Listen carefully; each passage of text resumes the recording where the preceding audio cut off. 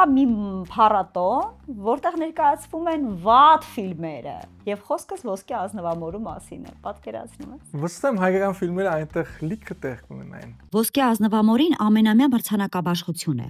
որում հավակնում ու հաղթում են քննադատների ու հանրության կողմից վատ արձագանք ստացած ֆիլմերը։ Անվանակարգերի ցանկում են վատագույն ֆիլմ, վատագույն ռեժիսոր, սցենար եւ այլն։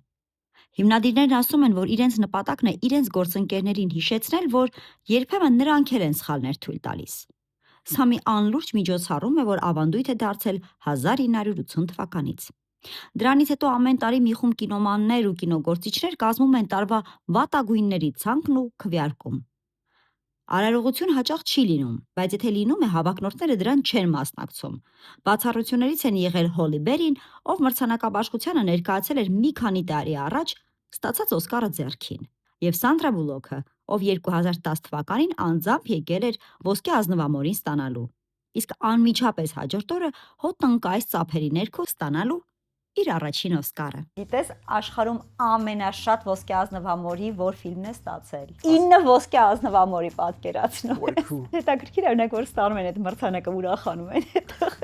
Պետք է իրանց վրա աշխատեն, որ չստանան երբևէ դրանց։ Մրցանակ, 9 մրցանակ։ Խոսքս այսքան տարբեր երկօրյակներ ֆիլմի մասին է, որ այս պահին մեր մոնիտորին գնում է։